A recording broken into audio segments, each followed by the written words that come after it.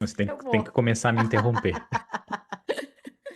É, a minha energia masculina vai estar alta quando o Bruno não conseguir terminar uma frase que eu já tá, tá. Eu acho que, independente de gênero, é importante a gente pensar em como essa pessoa se relaciona com o poder, se relaciona com as emoções.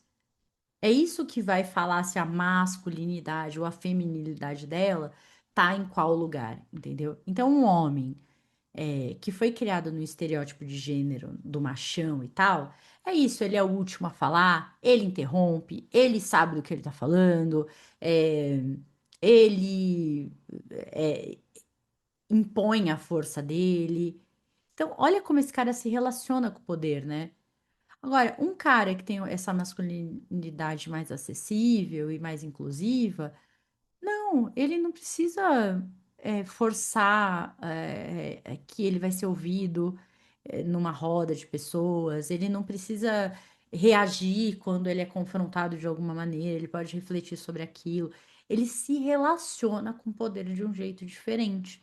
Eu acho que essa é a grande chave para a gente entender assim, o que que é uma masculinidade tóxica e o que que é uma masculinidade saudável.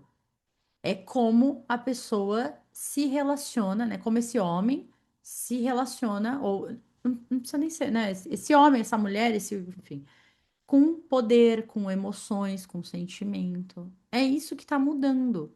E é isso que deixa os homens que seguiam essa masculinidade clássica aí tão chocados, né?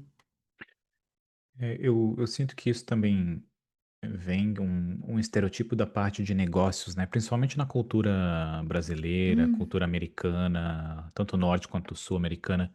A gente é ensinado, organizacional, né? é, Você está dizendo, assim, organizacional. da E eu empresa. lembro de mim também, de crescer, por exemplo, eu cresci querendo ser uma pessoa de sucesso, querendo ter dinheiro e tudo mais. E eu lembro que livros que eu li, coisas que eu estudei, era o homem CEO e as características, quando a gente vai ver de um homem tóxico, é um homem CEO, que é vangloriado, né? Não quer dizer que todos os CEOs sejam assim, mas o que nós observamos em geral, até se fala que para ser CEO você tem que ser psicopata. Todo psicopata é CEO, todo CEO é psicopata. É tipo, como? Por quê? Por que que tem que ser psicopata? Não, na onde que, quem que disse isso? Possivelmente algum filho de uma escreveu num livro e as pessoas começaram a classificar aquilo como uma verdade, porque não é verdade. Você não precisa ser um psicopata para liderar as pessoas. As pessoas, quem que gosta de ser liderado por alguém que não respeita você? Quem que gosta de, você não é liderado, você é obrigado a seguir aquela pessoa. É diferente Você de você. teme, você É, segue pelo medo, né? você segue pelo medo. E eu sinto que a gente é ensinado de que o sucesso também é parte dessas características de masculinidade forte, de masculinidade que interrompe as pessoas, que tem certeza que quando diz fala com força, que quando aperta a mão aperta com força, e eu acho que o ponto que você traz é perfeito, é sobre essa ameaça ou não, porque quem tem esse entendimento claro dentro dele do que quer e o que não quer, não precisa performar isso, não precisa apertar a mão com força, não precisa falar, em silêncio já lidera, em observar já lidera, porque você vê a gente consegue sentir, né? A gente sente isso nas pessoas, não tem como só explicar com gestos e com as palavras, você sente quando alguém num ambiente é seguro e quando a pessoa não é segura. E não é por esse só de falar e ser forte. Se você deixar num ambiente as pessoas em silêncio, por exemplo, você consegue observar as pessoas e sentir, sem traduzir em palavras e sem traduzir de uma forma que seja tão simples, esse transpirar. E isso é tão forte no mundo dos negócios que a gente vê mulheres CEOs performam como homem, performam como essa toxicidade do homem CEO psicopata, que, de novo, não são todos tóxicos, não precisa performar dessa maneira. Mas é isso que a gente vangloria, é isso que a gente é ensinado a vangloriar. A essa masculinidade super forte que quer te dizer que você vai ser o líder e que você vai ter sucesso. E também entra nessa parte, né, do sucesso, do aceitar, do não aceitar, do homem ser mais briguento, do homem ser menos briguento. E eu até lembro de assistir uma vez um psicólogo, psicanalista falando sobre, psiquiatra falando sobre essa briga que existe de homem com homem é menos do que o homem com uma mulher. Porque o homem se sente mais superior a uma mulher porque ele sabe que não corre risco de tomar um soco na cara. Ele tem uma certeza maior, apesar de inconsciente, de que aquela ameaça feminina não é o mesmo que uma ameaça feminina.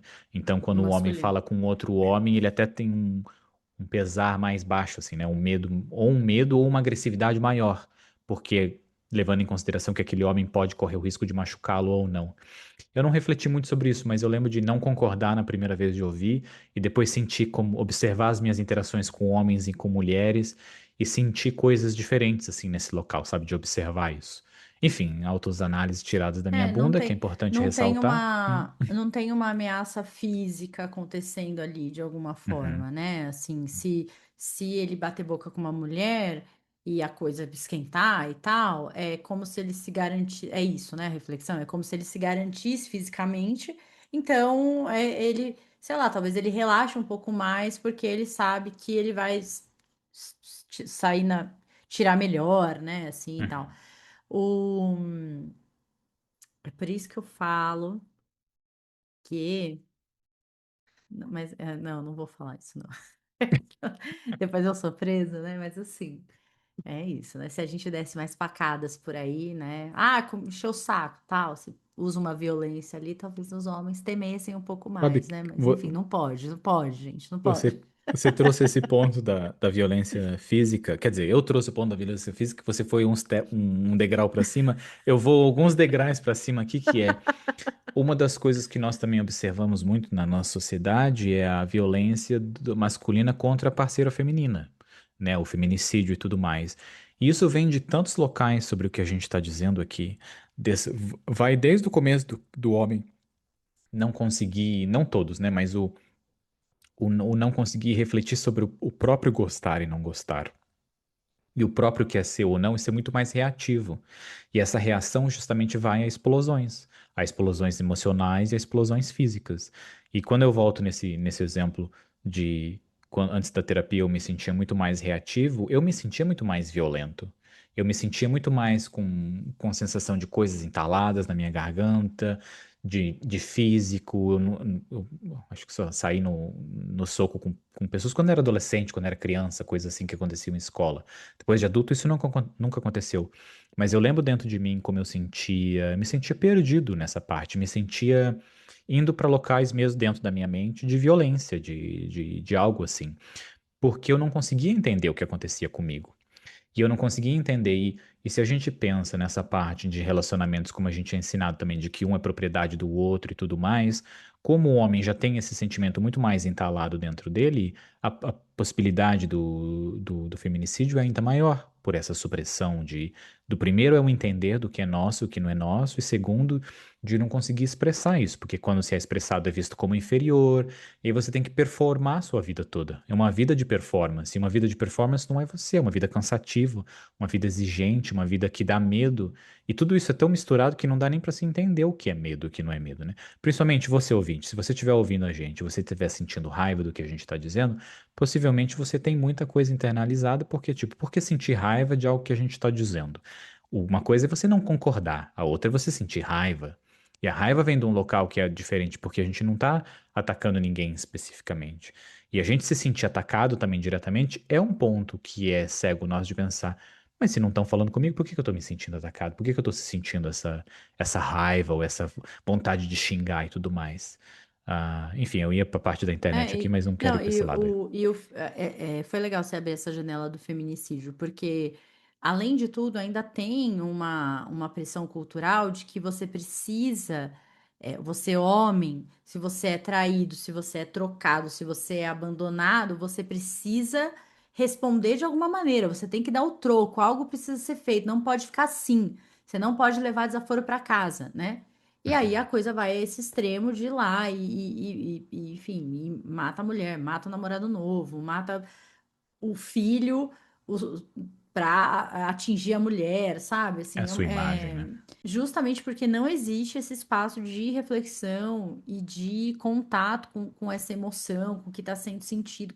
Não existe tempo de reflexão e educação, psicoeducação, né, educação emocional para dar conta dessas coisas. E aí a reação também vai acontecer dentro de um contexto cultural que é a reação violenta sendo validada pela cultura. Porque quando os meninos são crianças e vai enfiar a mão na cara do amigo, ah, mas são meninos, né?